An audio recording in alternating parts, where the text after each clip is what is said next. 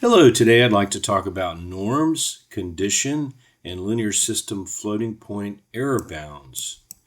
We're trying to drive towards the Gauss-Seidel and Jacobi iterative methods for solving linear system scenarios where you're given an A matrix that's n by n square, and you're giving a column vector B, and you're trying to solve for some unknown column vector X.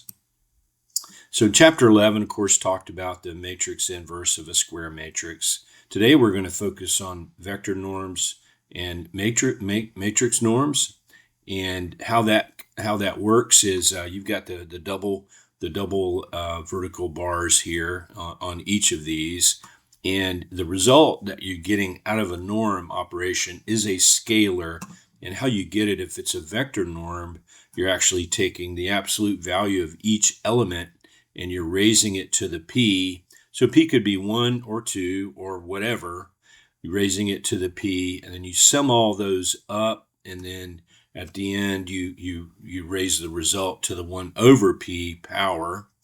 So that's how that works for a normal p. But if it's an infinity p, then what you do is you take the maximum absolute value, so the maximum by magnitude is the one that you're concerned about if it's a vector. If it's a matrix norm, it works differently. If it's an infinity norm, then you're looking at the max row sum is how I kind of think about it. And I'll show you what the 1 and 2 norms look like for matrices. But at the end of the day, a norm gives you a scalar.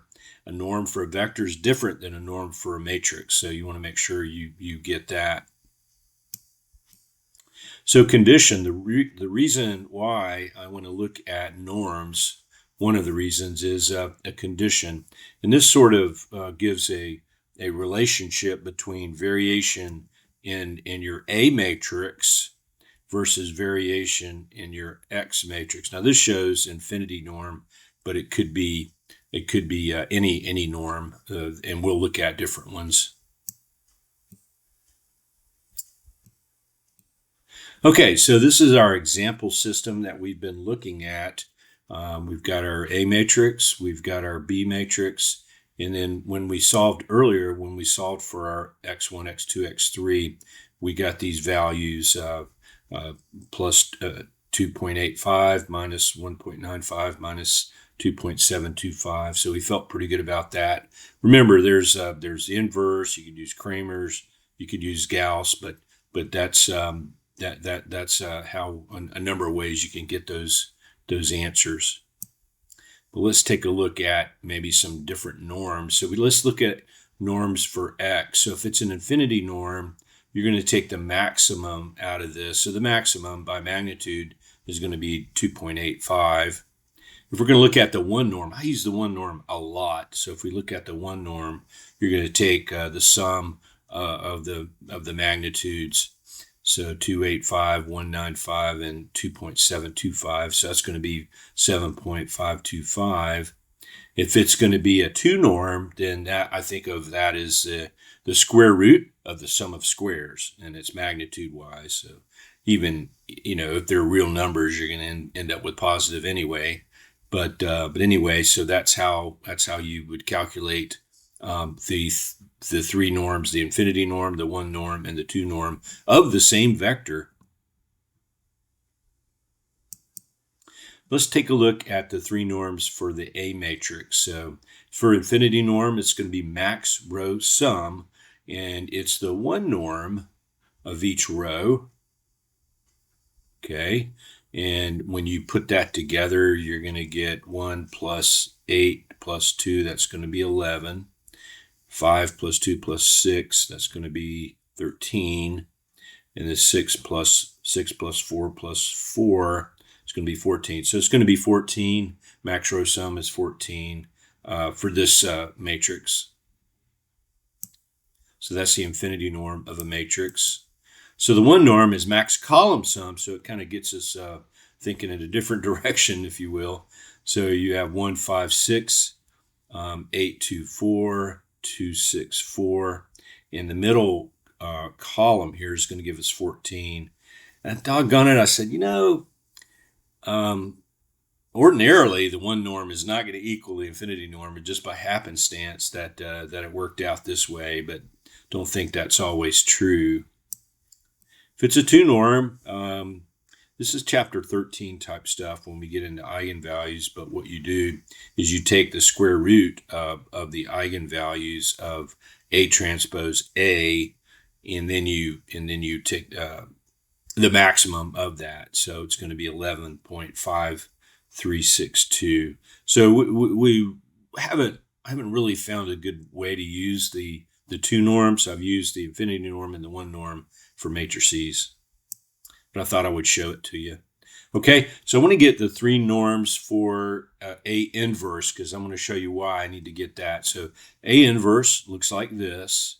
And if I were to go through and get the infinity norm, so that's max row sum, that's going to be 0.3735, right? When I add up that last row, it's going to be the max.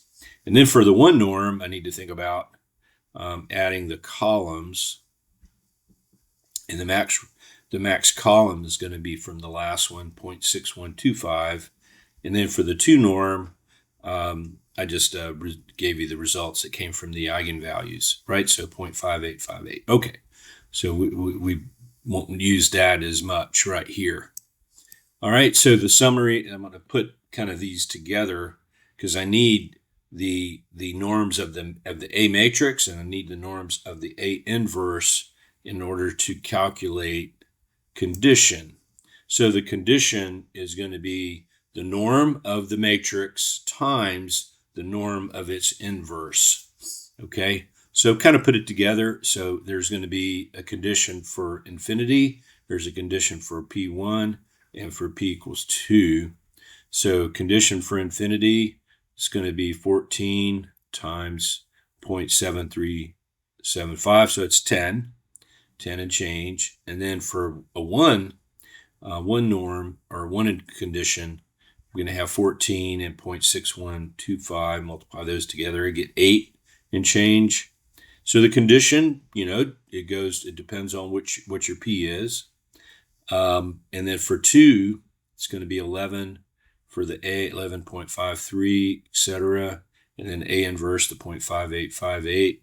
So that's going to be 6.75. So I've got conditions for each of the P's. Now let's go see if we can put that to use. So here's an equation that I'm using from the book. It's unnumbered. I just, that goes against everything I believe in, quite frankly. So anyway, this is a beautiful unnumbered equation that relates the relative change in X to the relative change in the elements of A. Okay, so that's how we kind of think about this. So I'm going to claim that the relative change in A is the machine epsilon, right? So that's going to set it. That's as good as I can do there. And what I want to do is kind of look at how the X may change, because I've just multiplied through by the norm of X. So this is a relation that I'm now going to investigate. So looking at some bounds, if you will, for delta X norm, and I'm going to do this in terms of infinity 1 and 2. So I bring in the conditions that I just figured out, and I bring in the norms for X that I figured out. Okay, and to be honest, I like to think about what is scaling epsilon. So this gives me a really good feeling for changes in X versus changes in A, because I'm always going to have epsilon for the changes in A. So this is telling me that the changes in X are going to be the infinity, so the max is going to be 29 times whatever it is in A. The 1 norm would be the sum of each of the individual elements here, magnitudes. It's going to be 64 times the change in A. And then the the square root of the sum of squares for the delta x is going to be roughly 30. So these are about the same, 30 times the changes in A. I could obviously bring in the epsilons here and get down to the nat-sass in terms of double float. Remember, your machine epsilon for double float is 2 to the minus 52, which is about a little over 2 times 10 to the minus 16. So it's kind of unwieldy to kind of look at those. That's why I look at how it's the factor that goes with epsilon. Okay, so that's good. So far with norms and condition, we kind of looked at how sensitive the delta x is to changes in A. So I got you kind of thinking in terms of this. So a higher condition number means that you're going to have more variation in your delta x. But this doesn't consider the B, the other side of the equation at all. It's only relating changes in changes in A to changes in X. But we really want to know this. So I'm kind of trying to get you guys to think in a little bit more mature way. So we're looking at, well, how does AX minus B? So that would be kind of an error. What is the norm of that? We want to look at that. There's going to be some error bound for floating point. So that's what we're going to take a peek at now. So if we're trying to put a bound on that, we're going to have that error is going to be, the norm of it is going to be less than some error bound, I call it. And if we think about a 3 by 3, for example, that we've been talking about, I'm going to just focus on one, maybe the first error, and just kind of think about, well, how's that going to look? So you're going to have the x times the first row, x1, x2, x3, or the x vector times that first row of the A matrix, and you're going to subtract off the B1. So let's take a look at what that looks like. Focus on that one error and try to bracket that. I'm going to use the technique I've shown you earlier in this semester. So here you basically have 3 multiplies. You've got an A1, 1 times x1. You've got an A1, 2 times x2. You've got an A1, 3 times x3, right? So you got those 3 multiplies. And then you're going to have 3 additions. You're going to have these 2 terms adding together, that result added to that, and then that result added to that or subtracted.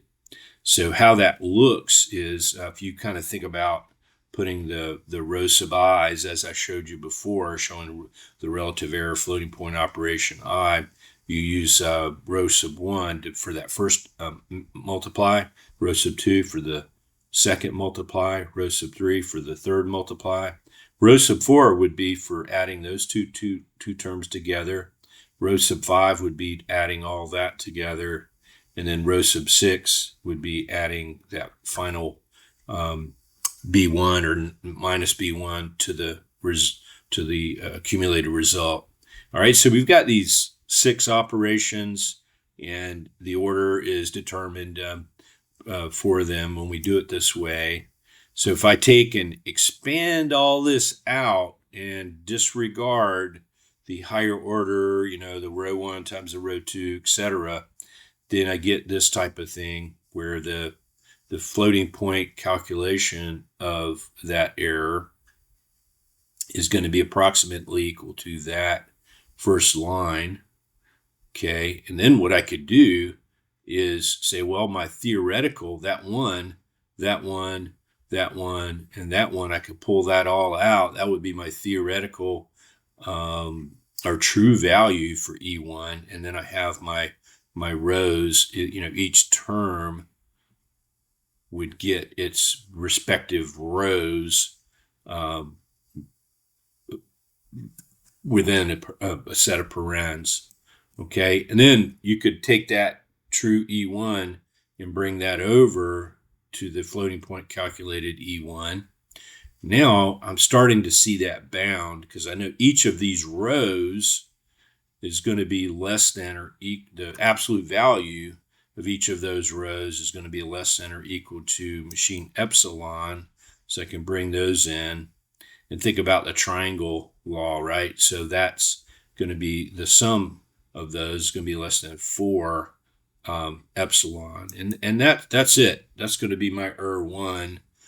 That's setting the floating point error bound for the calculation of E1, absolute error of E1. All right, so remember in chapter 4, we're talking about absolute error, so that's going to be the floating point calculation minus the true.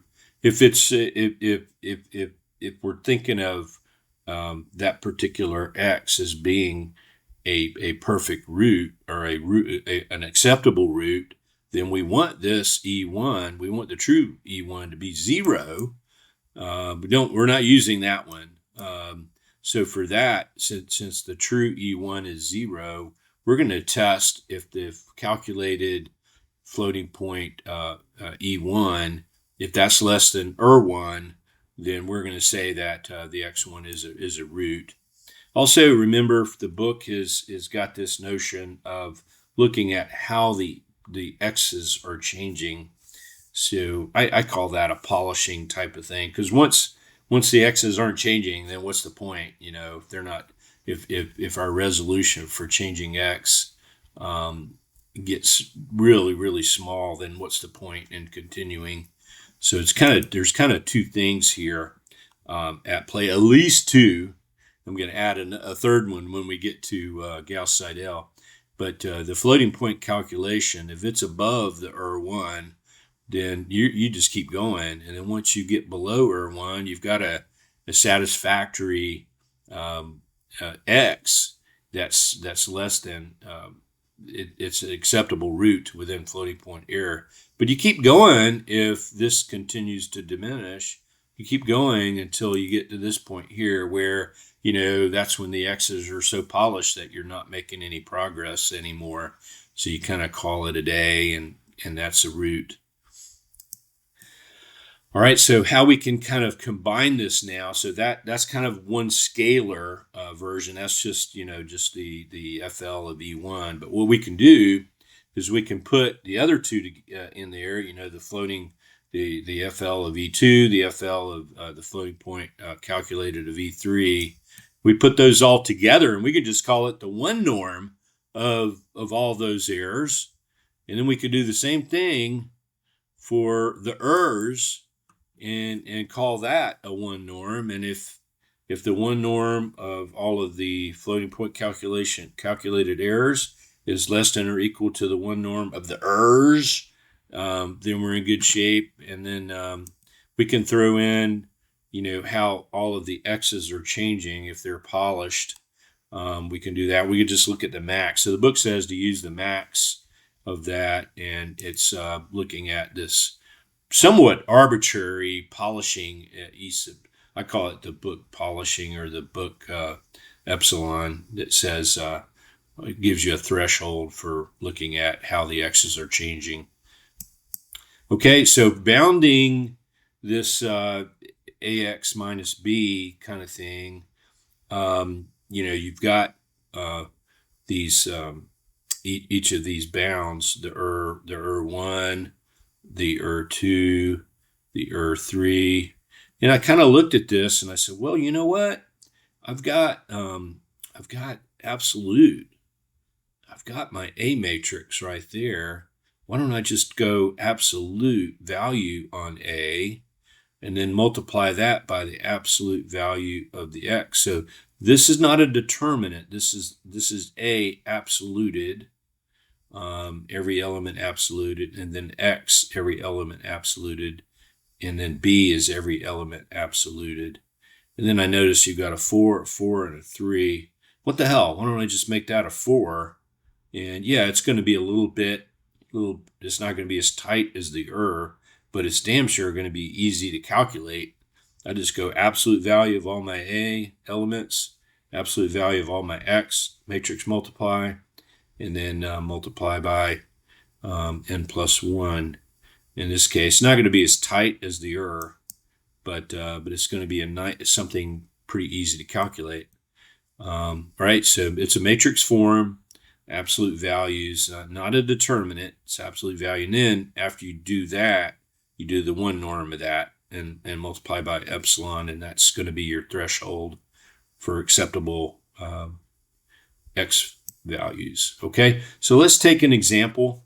So I've got my ax equals b, and I kind of had a solution right here. So I want to see, well, what is that bound here going to be, quote unquote bound. So I go ahead and pull in that the one norm that I showed you on the previous page. So n is 3, so I'm going to make that 3 plus 1. I've got my A matrix, I got my X, I got my B. So those go into absoluted, and then I add all that up, take the one norm, and I get 409. So that 409 is what multiplies the machine epsilon, right? So that's that 409 times machine epsilon. So that's going to set my my threshold for an acceptable x. So what I did is I know the true x that I had earlier. It's going to be, the true x is 285 minus 195 and minus 2725. So that's the true, right, that I know is accurate.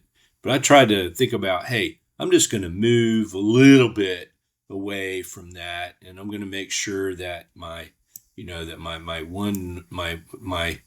the one norm of however much I move away from the real, I want that to be less than 1,000 machine epsilons, right? So I'm going to call that x star, right? So I'm going to move a little bit away, and I wanted to make sure, I said, okay, I'm going to move 100 epsilon in x, a minus 500 epsilon in y, and minus 300 epsilon. I'm sorry, in x2, and minus 300 epsilon in x3. So I wanted to kind of move like that. So I did that. I did my x star of that, and then I got my error of the x star, and I did the one norm of it, and it looks like it's going to be about 10 to the 1.5 times 10 to the minus 12, right? So then I want to know, well, how many epsilons is that? So I divided by epsilon. So I've got 7,200, right, epsilon. And then I printed it out. Gosh, it's not that far. I mean, my goodness, I've got 210. I've got some fuzz over here. I've got a 11, 12 over here. So, remember the answer is 2.85 minus 1.95 and minus 2.725. That's the true answer. And I've just got some fuzz here because I've added in 100 epsilons and minus 500 epsilons here, minus 300 epsilons. So that's what those look like right there. So if you were just to look at that, we'd say, crap, I got it. But then when you said, okay, I've got this 7,200, right? So that's 7,200 when I look at the floating point of the difference, a x star minus b. I've got 7,200 epsilon. Is that less than 409.8 epsilon? No, it's not. So x star is not a root to within round off error. So, things can look like they're roots, but they're really not yet. So we could still continue to, if we were at this x star, we could continue to drive towards what we know to be the true answer. And that's kind of setting us up for this iterative method where we wouldn't know a priori, what that x is. And you're going to be using the floating point round off bound to kind of judge if it's acceptable. You can use that coupled with that polishing of how the x is changing. But that's next up is how we do the Gauss-Seidel. So hope you've enjoyed our discussion of condition, norms, and floating point round-off error bounds.